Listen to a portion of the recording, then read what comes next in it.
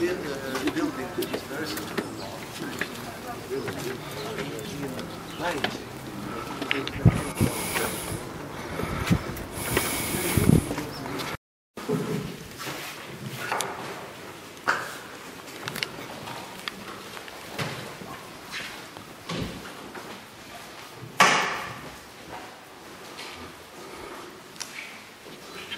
You know, there is a pious story about Saint Symeon, who was already really an elder at the time when Jesus was born and brought to the temple. There is a story that he was one of the translators of the Old Testament into Greek, so the translation that is known as the Septuagint.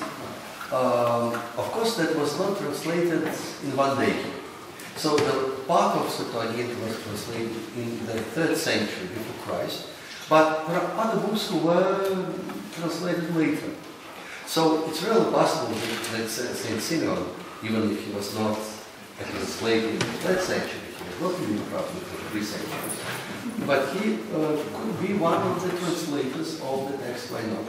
He was an old man already, and there is a tradition that when he was translating the book of Isaiah, the verses that the Virgin will give birth to Messiah, he wanted to change it, and he mentioned that young woman, because there were 2 meanings of the word. And the angel stopped his hand and told, don't change the Bible, so keep it as it is, Parthenos. We have it in the Greek translation. And the angel told him that you'll see when this will be fulfilled.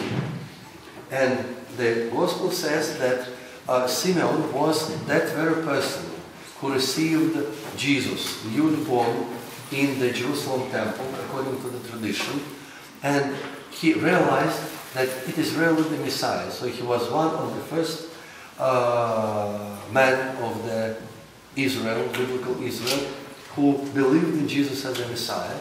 And it was a kind of, it was in Russian language, I don't know how it's in English, Sretinge. The meeting. The meeting. So the visit of Jesus and Mary to the temple and the meeting with Symeon, it's really a meeting of the Old Testament that was looking for Messiah, and of the New Testament, because here Jesus was born. So in this church, on the left side, there is an ancient tomb, a part of a tomb there. There is no cave, there is only a tomb. That is supposed to be a real place of Saint Symeon. It is an old Byzantine tradition, so probably it's true that he was buried here. And obviously, monastery was rebuilt in the 19th century in honor of the meeting, the feast of the meeting, and Saint Symeon. Probably we will read the Gospel.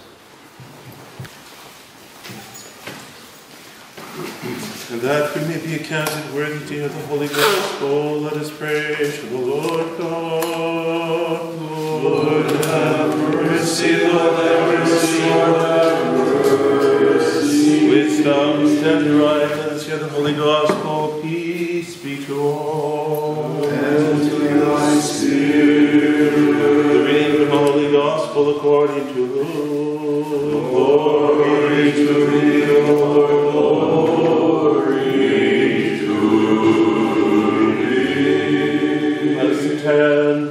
At that time there was a man in Jerusalem whose name was Symeon, and the same man was just and devout, waiting for the consolation of Israel. And the Holy Spirit was upon him, and it was revealed unto him by the Holy Spirit that he should not see death before he had seen the Lord's Christ. And he came by the Spirit into the temple. And when the parents brought in the child Jesus to do for him, after the custom of the law, then took he him up in his arms, and blessed God, and said, Lord, now lettest thou thy servant depart in peace according to thy word. For mine eyes have seen thy salvation, which thou hast prepared before the face of all people, a light to lighten the Gentiles, and to be the glory of thy people Israel. And Joseph and his mother marveled at those things which were spoken of him. And Symeon blessed them and said unto Mary his mother, Behold, this child is set for the fall and rising again of many in Israel, and for a sign which shall be spoken against, yea, a sword shall pierce through thine own soul also, that the thoughts of many hearts may be revealed.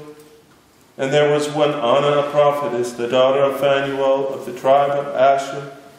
She was of great age, and had lived with a husband 7 years from her virginity. And she was a widow of about 84 years, which departed not from the temple, but served God with fastings and prayers night and day. And she, coming in that instant, gave thanks likewise unto the Lord, and spake of him to all them that look for redemption in Jerusalem.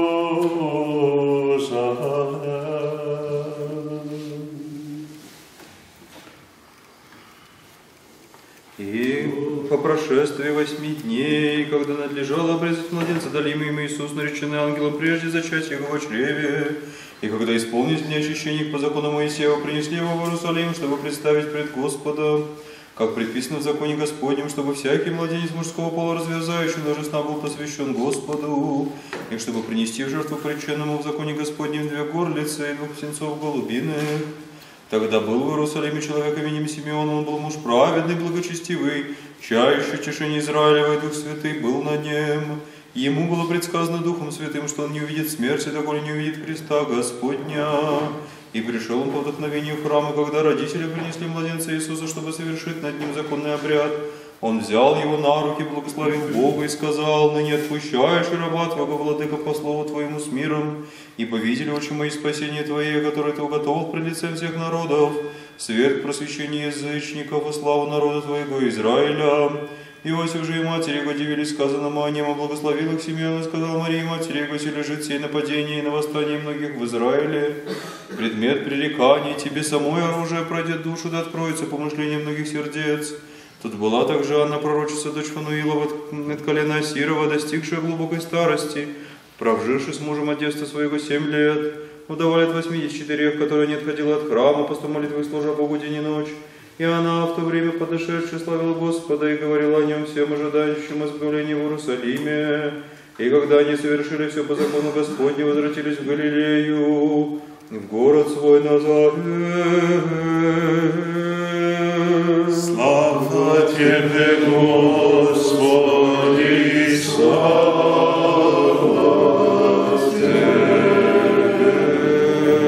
Rejoice, thou who art full of grace, O Virgin, Theotokos, forth from thee has shone, risen the Son of righteousness, Christ our God, enlightening those in darkness.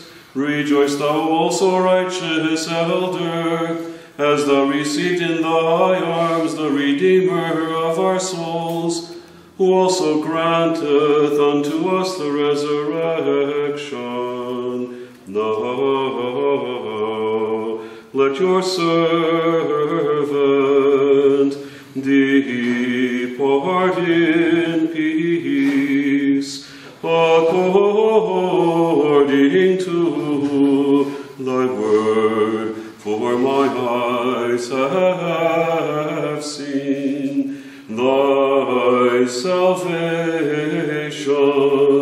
which thou hast prepared before the face of all people, a light to lighten the Gentiles, and the glory of thy people Israel.